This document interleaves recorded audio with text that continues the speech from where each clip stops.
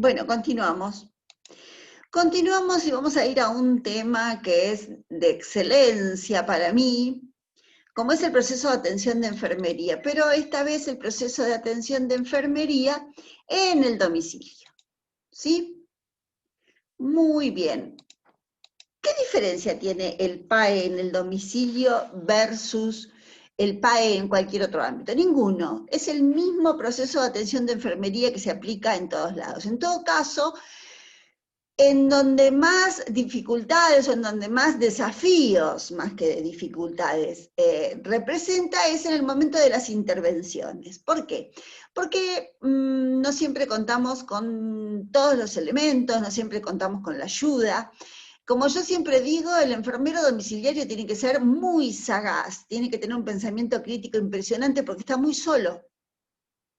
Yo si estoy en el área de internación y no puedo iniciar un acceso venoso periférico, tengo otros compañeros a los que puedo llamar. Tengo compañeros de otros servicios, de al menos 3 o 4 servicios trabajando, que alguno va a encontrar el acceso venoso periférico. El enfermero domiciliario en ese momento está solito, lo tiene que hacer o hacer, ¿sí? Por eso digo, en donde mayor incidencia va a tener este proceso es en las intervenciones, en donde mayor creatividad y paciencia y tiempo tiene que tener el enfermero. Sí, como decíamos, no difiere del PAE practicado en cualquier otro marco. Como decíamos, los desafíos especiales se plantean en la ejecución. Las diferencias están generalmente en cómo el ambiente único del hogar influye en la necesidad o problema y en el uso de criterios sobre los resultados, ¿sí? Y la participación mutua para planificar los objetivos y las intervenciones. La valoración. Si bien está centrada en la primera visita que nosotros tenemos en el domicilio, la valoración del sujeto comienza con la llamada telefónica de la contratación del servicio, ¿sí? Porque nosotros tenemos que conocer qué tipo de cliente, paciente, sujeto de cuidados, padeciente tenemos, ¿sí? Porque tenemos que determinar cuáles son los elementos que tenemos que llevar a ese domicilio ese día. Porque nosotros vamos con un vehículo, no vamos con un servicio de enfermería. Entonces, si no requiere acceso venoso periférico con plan de hidratación parenteral, ¿para qué voy a ir con un pie de sueros y con sueros? No lo llevo. Ahora, si es para iniciar un suero, ¿para qué voy a llevar set de sondas vesicales, por ejemplo? ¿Sí? Por eso la valoración se inicia en el llamado telefónico. Y se centra, como decíamos, en la primera visita. Ahí es donde se produce la recolección de datos con la mayor exhaustividad y precisión posibles para reflejar de forma objetiva y subjetiva datos pasados y presentes, ¿sí? En donde estarán además los datos filiatorios, psicofísicos y sociales. Nosotros usamos la escala de Bartel, que creo que alguna vez se las he compartido ya, pero se las podría volver a cargar en el grupo de WhatsApp para que la vuelvan a ver, o la busquen índice de Bartel en el Google, que te permite determinar el grado de dependencia o independencia que tiene el paciente. Y eso te permite también determinar la carga horaria, las unidades de producción de enfermería que necesita esa persona, ¿sí? El diagnóstico, bien, debe formar parte del registro diario de enfermería. Por favor, registren los diagnósticos de enfermería, porque si no, no generamos evidencia, no podemos realizar investigaciones porque no hay registros de enfermería que evidencien lo que sucede, ¿sí? ¿Por qué les puedo decir yo cuáles son los diagnósticos de enfermería que más se dan en el domicilio? Por la experiencia, por la evidencia, ¿sí? Por lo que me toca vivir desde hace 26 años en los domicilios. Yo les puedo decir que de los 700 y pico de diagnósticos que tiene la NANDA, se usan estos pocos que van a aparecer ahora, ¿sí? En cuanto a la respiración, deterioro del intercambio gaseoso, manifestado por desaturación. Limpieza ineficaz de la vía aérea, manifestado por desaturación y ruidos respiratorios aumentados, patrón respiratorio ineficaz, tiene disnea, riesgo de asfixia, ¿sí? Expectora o no elimina o no traga, tiene riesgo de volver las secreciones al árbol bronquial y aspirarse. Riesgo de aspiración en pacientes con deterioro de la deglución, por ejemplo. Alimentación, desequilibrio nutricional por exceso o por defecto, come poco o come mucho, déficit de volumen de líquidos, no toma agua, esto es moneda corriente en los domicilios, déficit de autocuidado, alimentarse, no puede alimentarse porque tiene parálisis cerebral, por ejemplo, porque tiene Alzheimer y no entiende. Deterioro de la deglución, parálisis cerebral, tumores cerebrales, náuseas. Ay, Ramírez de nuevo pidiendo salir.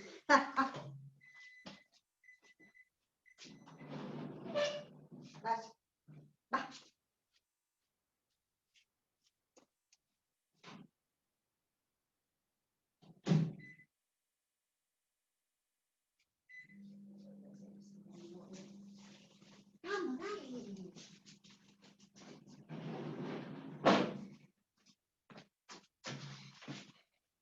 Es increíble, está cansado, no quiere saber más nada de que yo esté hablando con la computadora y no le dé bolilla a él. Habíamos quedado en náuseas. En la necesidad 3 de Virginia Henderson, eliminación, estreñimiento, diarrea, incontinencia fecal y urinaria, retención urinaria, déficit de autocuidado, uso del baño. Acuérdense de esto que les digo hoy. Los adultos mayores tienen un problema tremendo con la catarsis intestinal. Es una de las mayores preocupaciones que tienen en su vida. Y no siempre es real, la mayoría de las veces es subjetiva. La necesidad 4 de Virginia Henderson, movilización, síndrome de desuso, deterioro de la movilidad física, disfunción neurovascular periférica, ¿sí? Pacientes diabéticos con insuficiencia cardíaca congestiva, deterioro de la deambulación, deterioro de la traslación, caminando o en silla de ruedas, deterioro de la movilidad en cama, intolerancia a la actividad, fatiga, sedentarismo. Respecto del reposo-sueño, deterioro del patrón de sueño.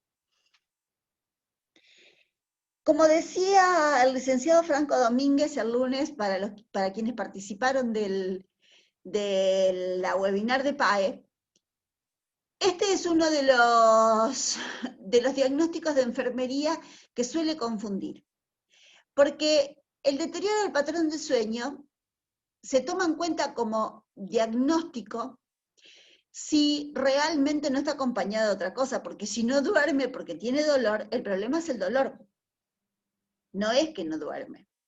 ¿Sí? Ahora, si no logra dormir bien, se siente fatigado, está cansado, durante todo el día no tiene ganas de hacer nada porque durante la noche no duerme, pero no le duele, no hay molestia, no pasa nada, lo único que sucede es que no duerme, bueno, ahí tenemos un diagnóstico puro de deterioro del patrón del sueño y hay que tratarlo, ya veremos cómo, ¿sí? Esto lo tenemos que hablar obviamente con el médico a ver qué nos dice, cuál es la estrategia para tratar esto del deterioro del patrón del sueño. Necesidad número 6 de Virginia Henderson, vestirse y desvestirse. Déficit de autocuidado, dificultad para vestirse, desvestirse y para acicalarse, que es higienizarse. 7, la temperatura. La termorregulación ineficaz, ¿sí? Hay casos de termorregulación ineficaz de origen central, de origen autónomo, del sistema nervioso autónomo, ¿sí? Nosotros tenemos un caso. Y después, bueno, la hipo o la hipertermia, que puede ser por diferentes motivos un sujeto de cuidados. Necesidad número 8, higiene y estado de la piel, perfusión tisular inefectiva. Esto es de tejidos profundos, muscular, tejido graso, ¿sí? Esto, por ejemplo, una úlcera por presión, que produce una perfusión tisular ineficaz. Deterioro de la integridad de la piel, lo mismo, deterioro de la mucosa oral, deterioro de la integridad cutánea. Ahí cuando hablamos de integridad tisular, estamos hablando de tejidos profundos, dijimos. Cuando estamos hablando de integridad cutánea, estamos hablando de dermis, estamos hablando de piel. Déficit de autocuidado, baño, higiene. Necesidad de Virginia Anderson de la seguridad. Riesgo de infección, sobre todo en los pacientes, estos que yo les digo que se dan tanto en internación domiciliaria, las encefalopatías crónicas no evolutivas, parálisis cerebral con epilepsia refractaria, ¿sí? Tienen vejigas neurogénicas, no llegan al vaciado total de la vejiga y se infectan por esta razón. Riesgo de infección pulmonar también en pacientes que no tienen limpieza efectiva de la vía aérea y que permanecen durante mucho tiempo en la misma posición. Riesgo de lesión, protección inefectiva, capacidad adaptativa intracraneal disminuida, por ejemplo, en pacientes epilépticos severos, parálisis cerebrales, tumores cerebrales. Perturbación del campo de la energía, cansancio del cuidador. Yo puse una imagen del cansancio del cuidador, porque es muy importante que nosotros cuidemos a esa persona que se hace cargo del enfermo en su familia, ¿sí? Realmente es una persona que se estresa muchísimo y el resto no se da cuenta. Total, él hace todo, el resto no se da cuenta. Bueno, negación ineficaz, niega lo que está pasando, niega, y entonces no puede colaborar, porque si no entiende lo que está sucediendo, no entiende por qué tiene que hacer determinadas cuestiones. Manejo inefectivo del régimen terapéutico, esto nos pasa mucho con los adultos mayores, ¿sí? La dificultad de poder permanecer en el tratamiento. Continuamos con la seguridad, incumplimiento del tratamiento, confusión aguda, impotencia, trastornos de los procesos del pensamiento, deterioro de la memoria, dolor, duelo disfuncional o duelo anticipado, no logra elaborar el duelo o anticipadamente entra en duelo, violencia dirigida a otros o autodirigida. Esto lo tenemos que pensar sobre todo como riesgo de violencia, no tenemos que permitir que llegue a suceder, como riesgo de automutilación. Ansiedad, temor, riesgo de caídas. La necesidad número 10, comunicación, relación, deterioro de la comunicación verbal, mucho lo vemos a esto. Deterioro de la interacción social, claro, personas que de pronto se ven confinadas, bueno, ahora estamos todos confinados, pero de pronto personas que se ven confinadas por una enfermedad al ámbito de su domicilio, pierde la interacción con amigos, con familiares, ¿sí? Ustedes saben una cosa, la vida igual continúa, y la gente se va olvidando de las personas, y es lamentable, porque es tan importante conservar las relaciones. Yo tuve un paciente acá en Pinamar, que tenía un grupo de amigos que se reunían todos los días a las 10 de la mañana a tomar mate y a charlar sobre la realidad política, económica, hablar de distintos temas. Y cuando este paciente cumplió 80 años, fueron todos los amigos. Y cada uno organizó algo, uno llevó la ensalada de fruta, que era su plato fuerte porque la hacía con unas cerezas al maraschino, otro llevó la torta. Bueno, obviamente estuve yo invitada al cumpleaños número 80 y entre todos los amigos le hicieron la fiesta. Y la torta era una Coupé Torino y los souvenirs también, que era un auto que este hombre amó y que creo que todavía lo conserva. Y yo la verdad que ese día estaba muy emocionada porque no podía creer semejante muestra de fidelidad de todos esos amigos, y todos añosos. Bueno, después él lamentablemente, pobrecito, terminó en un geriátrico y ¿cómo es? Y la verdad que no creo que ahí haya continuado esta relación porque, bueno, claro, a los otros les es difícil también enfrentar la posibilidad de la residencia, ¿no? Bueno, y ahí es donde empieza el tema soledad, ¿sí? Los hijos no pueden visitar tanto, porque los hijos también tienen su vida, los amigos desaparecen, se mueren, entonces empieza la soledad. Hay interrupción de los procesos familiares, afrontamiento inefectivo o defensivo, ¿sí? Afronta la situación de manera inefectiva, no puede afrontarla. Tiene un patrón sexual alterado a veces en personas jóvenes, ¿sí? Que tienen un padecimiento. Para los hombres de alrededor de 60 años es la única preocupación que tienen, aunque el diagnóstico sea cáncer, la única preocupación que tienen es si van a poder seguir teniendo relaciones sexuales. Después, el resto es como que pasa a un plano secundario. En la necesidad número 11, sufrimiento, creencias, religiones, sufrimiento espiritual. ¿Por qué esto a mí? Toda mi vida serví a Dios, toda mi vida fui buena persona, ¿por qué me pasa esto a mí? Conflicto de decisiones, ¿sí? Por lo mismo, la desesperanza, el deterioro de la religiosidad. ¿Podemos hacer algo al respecto? Claro que sí, claro que podemos, tenemos que hablar con esa persona, respetar su enojo, pero explicarle que a lo mejor si fue una persona de mucha fe durante toda su vida, si aparece su líder religioso en ese momento, lo puede ayudar a recomponer su relación con Dios, con sus seres superiores o como los conciba. La necesidad número 12 de aprendizaje, conocimientos deficientes, a veces no saben lo suficiente y entonces no colaboran lo suficiente.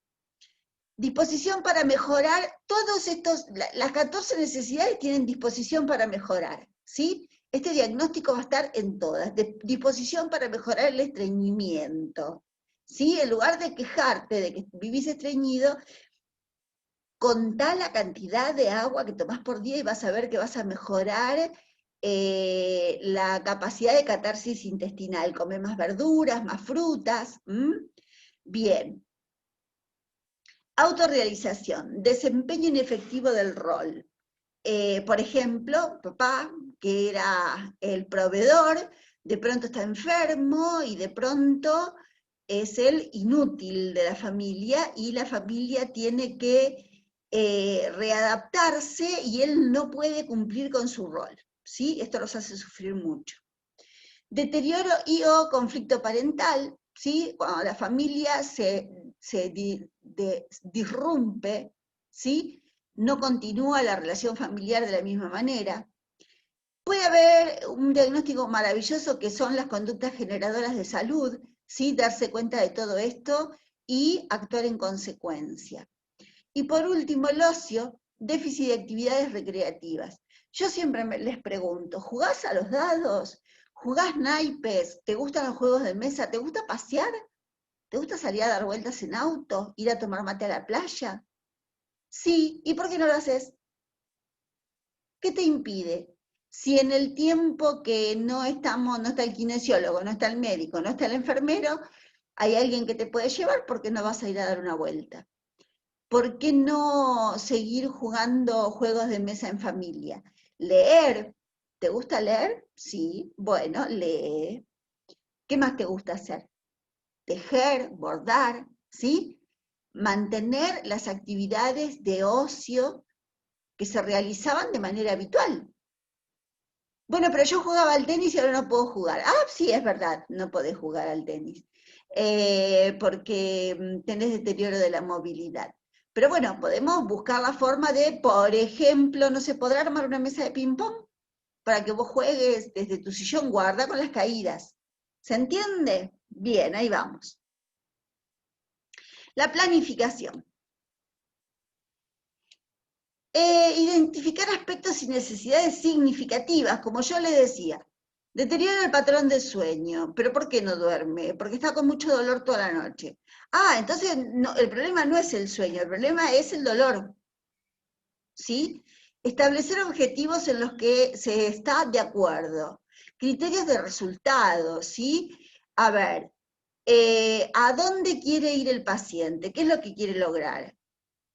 ¿Sí? Porque yo puedo tener objetivos para prolongar la vida en cuidados paliativos y a lo mejor él quiere una muerte temprana, ¿sí? Sin sufrimientos. Entonces, establecer los objetivos y encaminarnos hacia ellos. Hacer e iniciar planes aceptables para cumplir con esos objetivos que se han establecido. Ejecución. Intervenciones de enfermería independientemente del plan. Establecimiento de confianza y buena relación. Proceder lentamente. En el domicilio no tenemos que ir con apuro al domicilio, ¿sí? No tenemos que tener apuro. Establecer objetivos límites, como les decía yo hoy, la prestación de enfermería no es de 24 horas, entonces no tenés disponibilidad las 24 horas de enfermeros. Valorar el ambiente de la casa, esto es fundamental. No solo tiene que ver con el ambiente físico, que es muy importante, hemos ido a domicilios en donde el colchón por poco chorreaba agua de la humedad que tenía el domicilio y el paciente era un paciente, una encefalopatía crónica no evolutiva, parálisis cerebral, con epilepsia refractaria, obviamente, chico con riesgo de aspiración, con muchos problemas respiratorios, en un ambiente totalmente húmedo. Y ahí tenemos que intervenir y tenemos que buscar la forma de que esto se solucione, ¿sí? Y a veces el ambiente de la casa, lo nocivo está en las energías. Fijar prioridades, promover el aprendizaje, limitar las distracciones. Esto también me pasó. Llegué a un domicilio y la enfermera le estaba dando de comer a una pacientita, muy amada todavía aún por mí, con encefalopatía crónica no evolutiva, trastornos de la deglución, mirando la televisión, mirando la novela, le estaba dando de comer. ¿Cómo podés estar atenta de que esta chica no se te va a aspirar si estás mirando televisión? No, no podés. Si le estás dando de comer a una persona que tiene trastornos de la deglución, tenés que estar mirando cómo traga, cuánto traga, qué es lo que está haciendo, ¿sí? Poner la seguridad en primer lugar, control de las infecciones, siempre dejar el mensaje de que tenemos control de la situación. Solicitar los insumos y medicamentos con tiempo y realizar todas las actividades inherentes al proceso de atención de enfermería que hemos desarrollado. Porque, digamos, todo ese listado de diagnósticos de enfermería no se van a dar en todos los domicilios, ¿sí? Son posibles diagnósticos de enfermería en distintos domicilios, pero va a haber domicilios en donde no hay dolor, por ejemplo, y sí hay trastornos de la deglución. Habrá otros domicilios en donde hay dolor, pero no hay problemas de estreñimiento. ¿Sí? ¿Se entiende?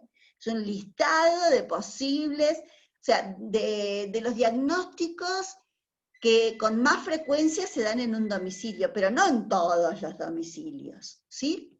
Bueno, la evaluación en la atención domiciliaria es formativa y sumatoria.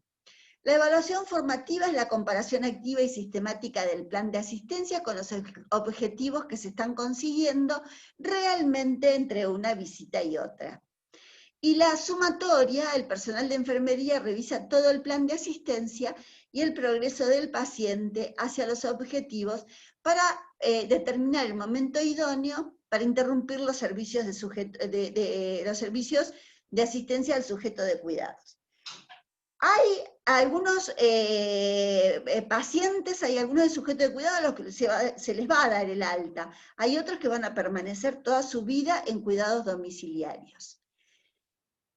Funciones de los profesionales de enfermería en la atención domiciliaria. Son análogas a las esperadas en cualquier servicio, en cualquier área, ¿sí? Es defensor del sujeto de cuidados, es proveedor de asistencia directa, es educador y es coordinador de servicios, ¿sí? Es el enfermero en la asistencia domiciliaria quien solicita que por favor se haga presente el médico antes de lo esperado, o que el kinesiólogo actúe de tal forma de acuerdo al estado del paciente en ese día. ¿Sí? ¿Se entiende? Es el que coordina el servicio. Muy bien. Ahí está Ramírez de nuevo, ahora pidiendo volver a entrar y llora porque yo no le abro. Bueno, chicos, espero que les haya gustado el tema. Yo soy una apasionada. Cualquier cosa me consultan.